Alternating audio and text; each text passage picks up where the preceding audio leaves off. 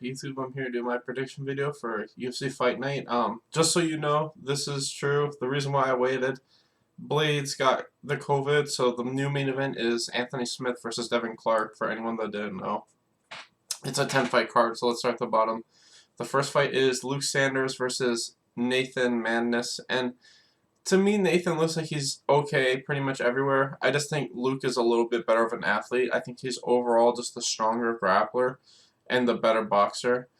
I don't think, Luke is amazing, but I just think he's the better fighter overall in this fight. He does have a tendency to get kind of caught in submission sometimes. He's a little too, nonchalant on the ground. But as long as he kind of fixes that problem, I think Luke wins this fight, 9 times out of 10. I think he wins by decision or TKO, so I'm picking Luke Sanders. This is Sue, I can't say his last name, versus Malcolm Gordon. And to me, Malcolm looks like he's just kind of an okay grappler. Sue looks like, he's really strong in terms of his ability to scramble and get to the feet, and he's just significantly better striker. I think other than Malcolm getting him in a submission in a transition, I think Sue keeps on the feet for the most part and just picks this guy apart and eventually wins by knockout. I just think Sue's too good on the feet and too good at scrambling back to his feet to get caught in submission, so I'm picking Sue to win by knockout in the first or second round. Next is Gina Manzi versus Rachel Ostovich, and this is kind of basically just striker versus grappler. It's who can keep it where. And, Gina's a good striker, but I do feel like she's not the most amazing with her takedown defense. And Rachel, I think, is a good enough striker to hang with her on the feet, and I think her wrestling's strong enough to where if she can get this to the ground, and as long as she's pacing on the ground, I think she can win by submission with like an armbar or rear naked choke. Rachel's biggest problem is that she's impatient, and that tends to get her caught and stuff sometimes. Like, there are lots of the two losses I saw in the UFC was just her trying to force takedowns in fights where she didn't really have to, in my opinion.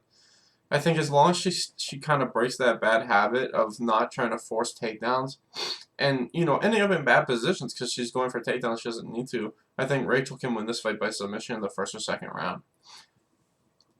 Next is Martin Day versus Anderson dos Santos, and to me, I would say Anderson's decently well-rounded. He's still primarily a jiu-jitsu guy, as where Martin Day is well-rounded but primarily a striker. I think the biggest thing is I think Martin Day is really, really good. I think even though he's 0-2 in the UFC, his debut he clearly won. He just got fucked over by the judges, and then in his second fight he was winning, and then he just got caught by a big shot. To me, I think Anderson's just shown that he's an okay fighter, but he's not like the highest UFC caliber guy. As for Martin Day, like I said, I feel like he could very easily be 2-0, even though he's 0-2. And because of that, I'm just leaning towards him. I see way more potential in his overall ability. I think he keeps on the feet and just outstrikes Dos Santos, and either wins by decision or late TKO. Next is Jonathan Pierce versus Kai Kamaka III. To me, these guys are both pretty decently well-rounded. They're both pretty good fighters. I think the biggest difference is Kai's wrestling. I think Kai's the much better wrestler, and I think that's going to be the biggest difference in all 3 rounds. Like I said, there's nothing about Jonathan Pierce that makes me think that he's significantly better than Kai. I just think that, like I said, the biggest difference is the wrestling, and because the wrestling is so much better for Kai, I think he's going to win at least a 29-28 decision. Next is Ashley Evans Smith versus Norma. I can't say the rest of her name. Norma did miss weight by kind of a lot. I think she weighed in at like 140. She is dropping down from 145. To me, the only thing is the size advantage. I think the overall wrestling, Smith has a big advantage. The striking's pretty close. The jiu-jitsu's obviously in Norma's favor, but to me, it wouldn't have mattered if she had made weight, because I would have said she was way too drawn out because of how big she was. But the fact that she missed weight by so much, in my opinion, I think she did it on purpose because she's just way too big. I mean, she looked like a pretty big 45er. I mean, when she fought Megan Anderson, it didn't look like she was small. Like, Megan had longer arms and legs, but she looked like a big chick, going in there against Megan. She looked like a 45er. And I'm not surprised that she missed weight for 35. And like I said, the only reason she would win this fight is because of how much bigger she's probably going to be than Smith. But, if the weight cut affects her, which I hope it does, because, like I said, I think that if she tried to cut that much weight, she would just not have energy. And I'm just going to assume that's what's happening, and I'm going to pick Smith to win by decision. Next is Spike Carlisle versus Billy Agrello. And to me, I feel like these two guys are pretty similar. It's just Spike's better everywhere. I think that Spike is super aggressive and super fast paced. He likes to throw with a lot of heat and just come at you nonstop. I feel like Billy's the type of guy that can go at whatever pace his opponent's going at.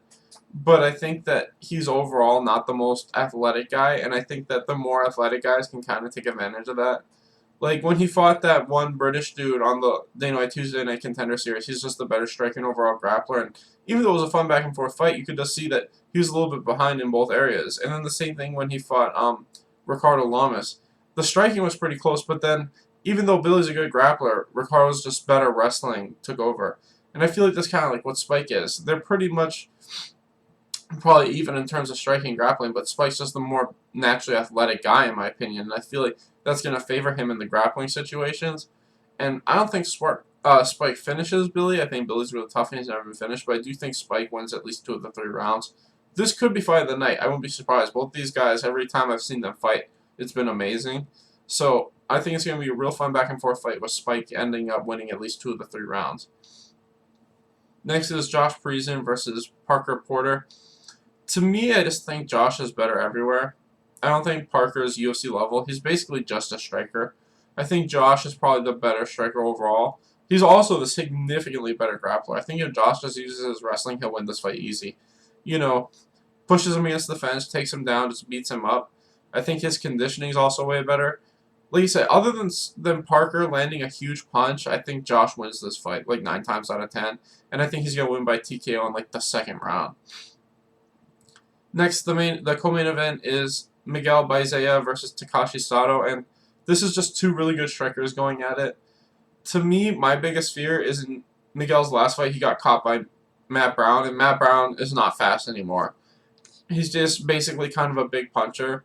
You know, he only trains sometimes. Like, he was gassing, and that's never happened to Matt Brown. Even when Matt Brown's tired, he's never gassed like how he did in his last fight. Like, he gassed really hard, and that shows that he really, when he said he's like half retired, he meant it. Because if the Matt Brown who fought Eric Silva fought Miguel Baezea, he would have destroyed him after he rocked him like that. Like that would have been, you know what I mean? He would have never stopped hitting him after that. The old Matt Brown. This is, the semi-retired Matt Brown who got tired after he missed a little bit. I don't think I've ever seen Takashi in compromised situations like that. I think his striking defense is better. I think in terms of overall speed, they're about the same, but I just don't think Miguel has as good of striking defense. He's probably the naturally faster guy, but I think Takashi also hits harder. He's more knockouts overall, and he's fought more people. In terms of the grappling, Miguel I think is a little bit higher in the jiu-jitsu, but Takashi's got like a black belt in judo, and he's really hard to take down. So to me, it's just kind of who lands the first big shot. And I'm just leaning towards Santos. I mean Takashi Sato.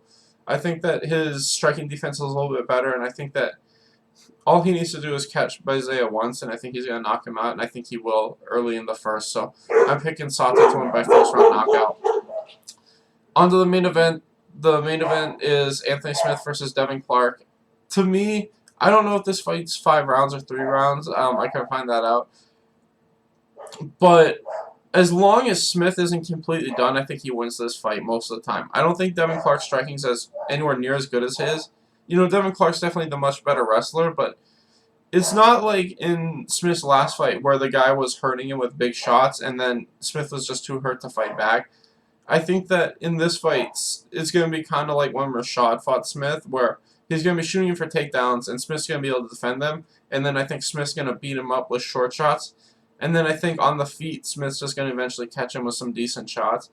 I don't know when Smith will knock him out, but I just feel like Smith will eventually catch him with something and KO him.